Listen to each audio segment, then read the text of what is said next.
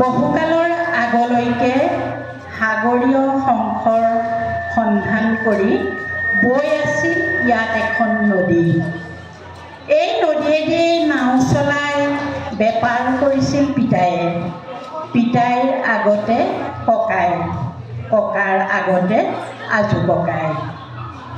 নদীখনৰ লগত জড়িত টুকুৰা টুকুৰ কাহিনীবোৰৰ কথা, নদীখনৰ কথা আজিও কয় দেখা লোকে, যিবোৰ শুনিলে সাধু কথা যেন লাগে।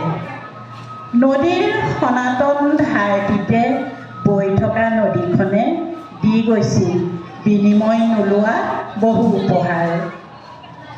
কিয় আহিল এনেদিন নাজানো, যিদিনত অকাৰণত শুকাইছিল গছৰ আগ, হাঁহি হাঁহি সৰিছিল ফুল।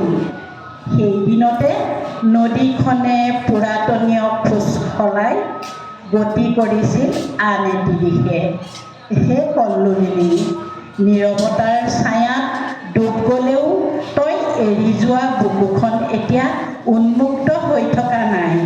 কপাহজুলীয়া উশাহ এটা লৈ তাতে গজি উঠিছে এখন সেউজীয়া উপত্যকা, য'ত আইৰ বাচনি হাতৰ এপুৰা পুৰত সপোনত গজিছে জেঠৰ এডৰা পল্লৱী কঠীয়া, আৰু পিতায়ে বোকা মাটিত ৰচিছে এটা গা ভাৰী গান।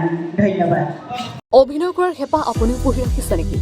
আপোনাৰ অভিনয় কৰাৰ অভিজ্ঞতা নাই? কোনো কথা নাই। আপোনাৰ বাবে আহিছে সোণালী সুযোগ। 29 ছেপ্টেম্বৰত দিনৰ 9 বজাৰ পৰা নিশা 8 বজালৈ বলিউড তথা হলিউডৰ চিনেমাৰ বাবে অডিশ্যন হ'বলৈ গৈ আছে গুৱাহাটীৰ কাহিলীপাৰাস্থিত জ্যোতি চিত্ৰবনত। 5 বছৰ বয়সৰ পৰা 17 বছৰ ব্যক্তিয়ে কৰিব পাৰিব অংশগ্ৰহণ। পঞ্জীয়ন হ'ব বিনামূলীয়া। নিৰ্দিষ্ট ৱেবছাইটত কৰিব পাৰিব আবেদন।